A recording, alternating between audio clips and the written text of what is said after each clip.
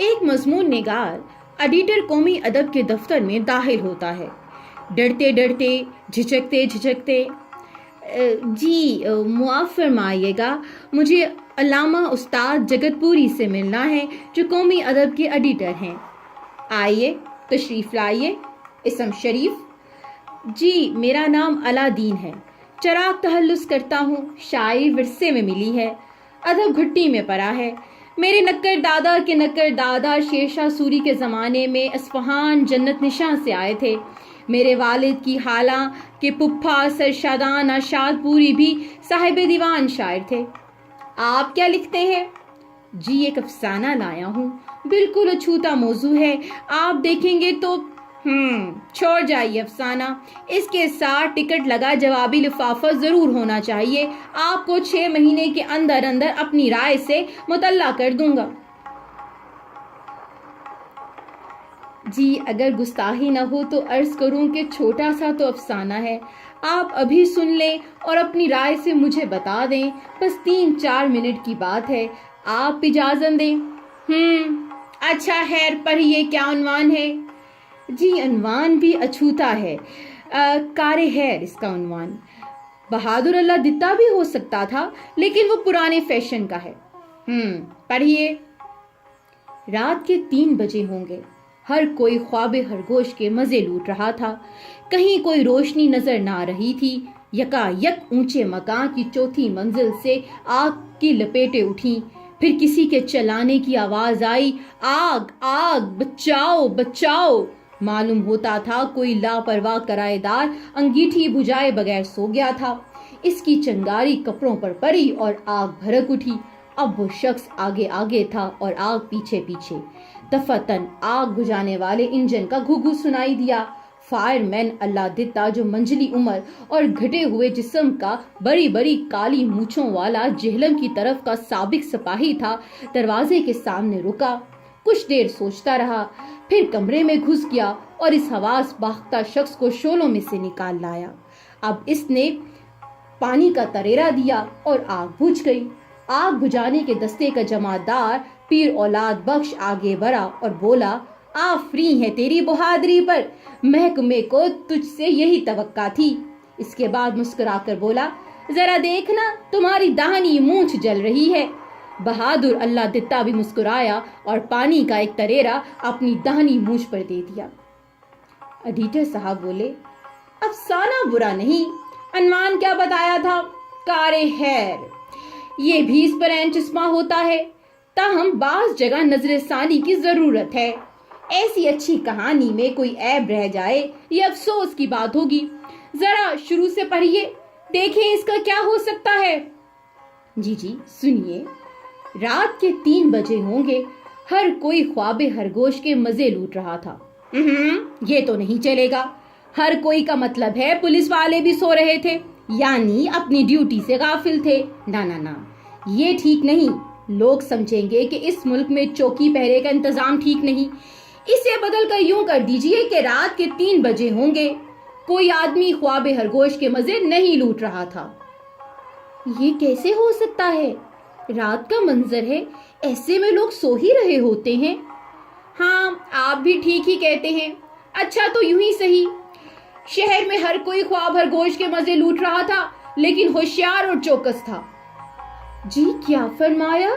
سو رہا تھا اور چوکس بھی تھا؟ ہاں یہ بھی کچھ بے معنی سی بات ہو گئی۔ اچھا یوں تو کر سکتے ہیں، کچھ لوگ خواب خرگوش کے مزے لوٹ رہے تھے، کچھ ہوشیار اور چوکس تھے۔ چلیے آگے چلیے۔ کہیں کوئی روشنی نظر نہ آ رہی تھی۔ کیا مطلب ہے آپ کا؟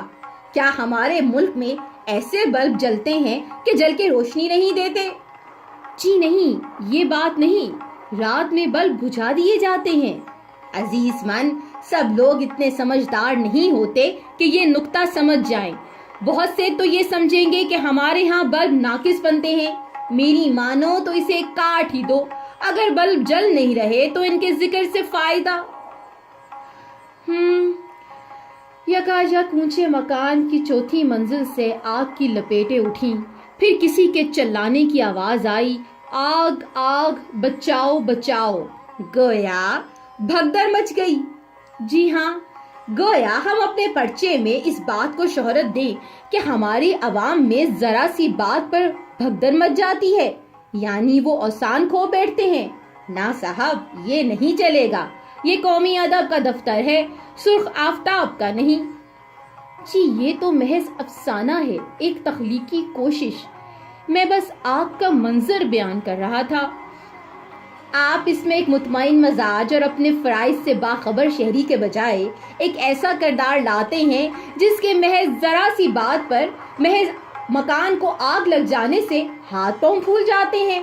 میں آپ کی جگہ ہوتا تو بچاؤ بچاؤ کے بجائے اس کردار سے کوئی ایسی بات کہلواتا جو قومی تقاضوں کے زیادہ مطابق ہو۔ مثلاً وہ کہہ سکتا تھا، اجی ایسی آگے بہت دیکھی ہوئی ہیں، ابھی بجھا دیں گے۔ بلکہ اس کو کہنا چاہیے، آگ واگ کچھ بھی نہیں، تخریب پسندوں کا پروپیگنڈا ہے۔ جی آگ تو بہرحال لگی تھی۔ ہم جب کہتے ہیں کہ آگ واگ کچھ بھی نہیں تو اس کا مطلب یہ ہوتا ہے کہ ہم کو کیا پرواہ، دلاوروں کی آگے آگ کی کیا ہستی۔ خیر آپ کے کرنے سے کر لیتا ہوں، لیکن اس سے بات نہیں بنتی کیوں نہیں؟ آپ آگے چلیے۔ آخر اس شخص کو اس بری طرح چلانے کی کیا ضرورت ہے؟ معلوم ہوتا تھا کوئی لاپرواہ کرائے دار انگیٹھی بجائے بغیر سو گیا تھا۔ اس کی چنگاری کپڑوں پر پڑی اور آگ بھڑک اٹھی۔ کیا کرایہ دار؟ لاپرواہ کرایہ دار۔ اول تو لاپرواہ کی ترکیب ہی غلط ہے۔ لا عربی کا، پرواہ فارسی کا، یا شاید ہندی کا۔ خیر اسے بھی جانے دیجئے، آج کل سبھی غلط زبان لکھتے ہیں، لیکن لاپرواہی اور غفلت کی ہم اپنے پرچے کے صفحات میں تشہیر کریں، یہ کیسے ہو سکتا ہے؟ اور یہ آپ نے کیا لکھ دیا کہ شخص مذکور انگیٹھی بجھائے بغیر سو گیا تھا؟ آپ ہمارے پڑھنے والوں کے سامنے ایک غلط مثال پیش کر رہے ہیں تاکہ وہ بھی ایسے ہی غفلت کریں۔ خدا گواہ ہے میں نے اس نیت سے نہیں لکھا۔ انگیٹھی کا ذکر اس لیے کیا کہ اس کے بغیر آگ نہ لگتی۔ چلیے مان لیا کہ آگ نہ لگتی، اس سے کیا نقصان ہوتا؟ نقصان تو کچھ نہ ہوتا، بلکہ نہ لگتی تو اچھا تھا۔ اب آئے نہ راہ پر تو پھر یوں ہی لکھو بھی، انگیٹھی کا ذکر بالکل اڑا دو، آگ کے ذکر کی بھی ضرورت نہ رہے گی، نہ رہے بانس نہ بجے بانسری۔ اچھا اب آگے پڑھو، بیچ کا حصہ رہنے دو، سیدھے فائر مین کے کردار پر آ جاؤ۔ فائر مین اللہ دتا جو منجھلی عمر اور گھٹے ہوئے جسم کے کالی مونچھوں والے جہلم کی طرف کا سابق سپاہی تھا۔ خوب بہت خوب لکھا آپ نے۔ ہمارے وطن بھی جہلم کے ضلع میں ہے، وہاں کے لوگ ہوتے ہیں بہادر۔ پہلی جنگ عظیم میں 15ویں پنجاب ریجمنٹ۔ مضمون نگار بات کاٹ کر پڑھنا جاری رکھتا ہے۔ دروازے کے سامنے رکا، تھوڑی دیر سوچتا رہا۔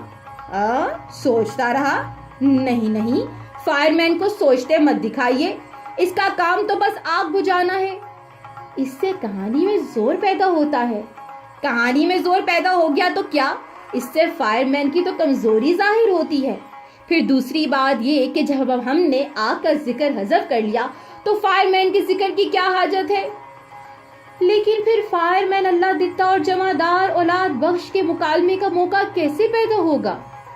یہ مکالمے تو آپ ان کے دفتر میں بھی دکھا سکتے ہیں۔ آگ بجھانے کے دستے کا جمعدار پیر اولاد بخش آگے بڑھا اور بولا، آفرین ہے تیری بہادری پر، محکمے کو تجھ سے یہی توقع تھی۔ ذرا دیکھنا تمہاری داہنی مونچھ جل رہی ہے۔ بہادر اللہ دتا بھی مسکرایا اور پانی کا ایک تریرا اپنی داہنی مونچھ پر دیا۔ دور مشرق میں سحری نمودار ہو رہی تھی۔ کیا یہ ذکر بہت ضروری ہے؟ کس چیز کا ذکر؟ جلتی ہوئی مونچھ کا ذکر؟ یہ تو میں نے اپنے افسانے میں مزاح پیدا کرنے کے لیے ڈالا ہے۔ اپنے فرض کی ادائیگی میں اس شخص کا ایسا انہماک دکھایا گیا ہے کہ اسے اپنی مونچھ کے جلنے تک کی خبر نہیں۔ میری مانیے تو آپ اس ذکر کو خارج ہی رکھیے۔ جب ہم نے آگ کا ذکر حذف کر لیا، جب مکان کو آگ نہیں لگی تو مونچھ کو لگانے کی کیا ضرورت ہے؟ حضور مزاح کا عنصر وہ تو ویسے بھی رہے گا۔ لوگ کب ہنستے ہیں؟ جب ان کو پریشانی نہ ہو۔ کیا آگ کا ذکر نکال دینے سے پریشانی رفع نہیں ہو جاتی؟ ضرور ہو جاتی ہے، لہٰذا ہر شخص خوش ہوگا، ہر شخص خود بخود ہنسنے لگے گا۔ اچھا اب شروع سے سنا دو کہ کہانی کی کیا ضرورت ہے۔ رات کے 3 بجے ہوں گے۔ کچھ لوگ خواب خرگوش کے مزے لوٹ رہے تھے، کچھ ہوشیار کچھ چوکس تھے۔ یکایک ایک مکان کی 4تھی منزل سے کوئی پکارا۔ آگ واگ کچھ بھی نہیں لگی، تخریب پسندوں کا پروپیگینڈا ہے۔ فائر مین اللہ دتا منجلی عمر اور گھٹے ہوئے جسم کا جہلم کی طرف کا سابق فوجی تھا۔ آگ بجھانے والے دستے کا جمعدار پیر اولاد بخش آگے بڑھ کے اس سے بولا، آفریں ہے تیری بہادری پر، محکمے کو تجھ سے یہی توقع تھی۔ اللہ دتا مسکرایا اور پانی کا تریرا اپنی داہنی مونچھ پر دیا۔ ایڈیٹر صاحب بولے، اب بات بنی نا، اب افسانہ بے نقص ہے اور ماہنامہ قومی ادب اسے آب و تاب سے چھاپے گا۔ نہیں شکریہ کی ضرورت نہیں، قومی ادب ہی نئے نکلنے والوں کی حوصلہ افزائی کرتا ہے۔